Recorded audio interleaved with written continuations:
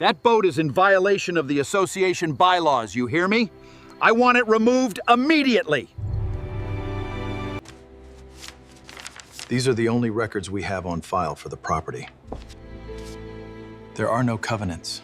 These trust documents confirm you are the sole owner of record for all 22 lakefront properties, including the mansion currently occupied by the HOA president. According to these documents, the community funds were misused. This is completely out of order. You have no right. Perhaps, but this is an official eviction notice for you.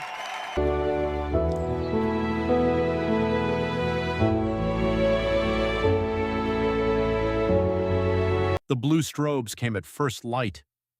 I was standing on my grandfather's dock with my first cup of coffee watching loons cross the glass-still water when 2 patrol cars crunched up the gravel drive.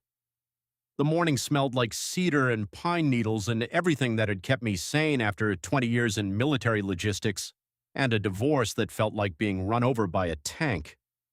Across the lake, standing on the deck of the largest house on the shoreline in a neon pink bathrobe, Belinda Cartwright pointed at me like I was a wanted man. She had called the police because I was fishing on my own property. My name is Lucas. 3 years ago, I inherited my grandfather's 1960s cabin on Silver Pine Lake, Minnesota. 2 acres of pure quiet, dock boards polished smooth by 40 winters, air so clean my lungs forgot 2 decades of diesel. The place smelled like childhood and everything I had been trying to find again after the service. Belinda had arrived 6 months earlier in the biggest house on the lake.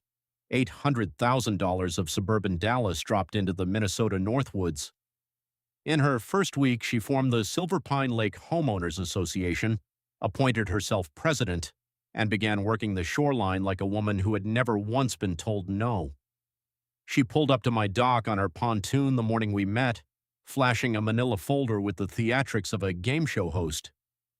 The Homeowners Association has adopted aesthetic standards, she announced. That aluminum boat has to go, and the fishing gear makes this area look like a bait shop exploded. That aluminum boat had caught more walleye than her floating living room ever would. The fishing gear included my grandfather's hand-carved rod holders and a tackle box older than she was.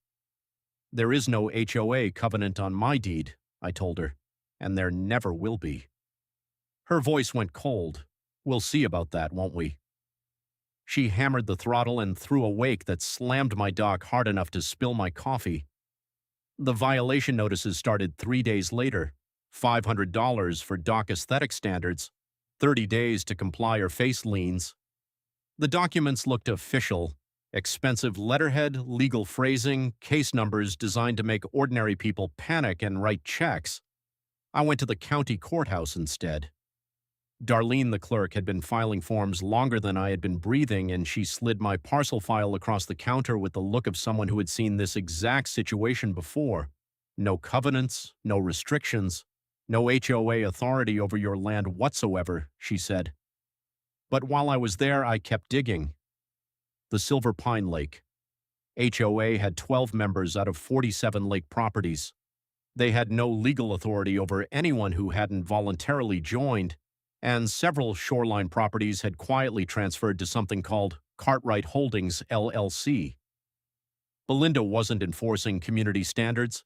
She was running an unlicensed vacation rental operation out of quiet family cabins and using HOA threats to intimidate anyone who might report her. I called my grandfather's attorney. Arthur Preston had been practicing law since Carter was president, and his office smelled like old leather and decades of winning. He told me to come in and bring everything I had found. "Lucas," he said, spreading documents across his desk when I arrived. "When your grandfather passed, you inherited more than the cabin. In 1987, he created a property trust as a tax shelter. You now own a 60% controlling interest in a trust that holds 4 lakefront properties." He slid a lease agreement across the mahogany desk, including the $800,000 mansion currently occupied by Belinda Cartwright. I sat there for a long time. She had been paying rent to a property management company that deposited into an account I never knew existed. The woman who had been threatening me with liens and calling police on me for fishing had been putting money in my pocket every single month. Arthur reviewed her lease.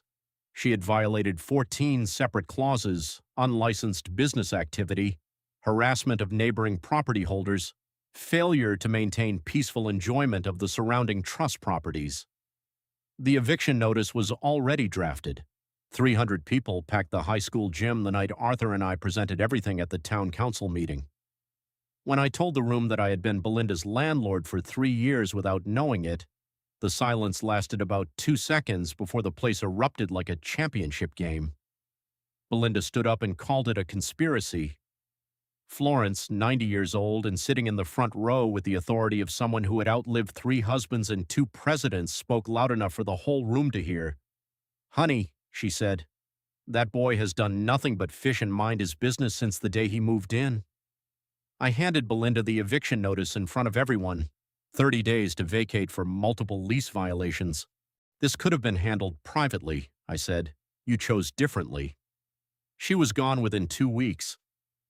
The morning after she left, I walked out to my grandfather's dock before sunrise and stood there listening to loons call across the water. The dock boards were smooth under my boots. The air smelled like cedar and pine needles, and the kind of quiet you only find when something that was wrong has finally been set right. My grandfather used to say that the lake has a way of sorting things out eventually. He was right about that. He was right about most things.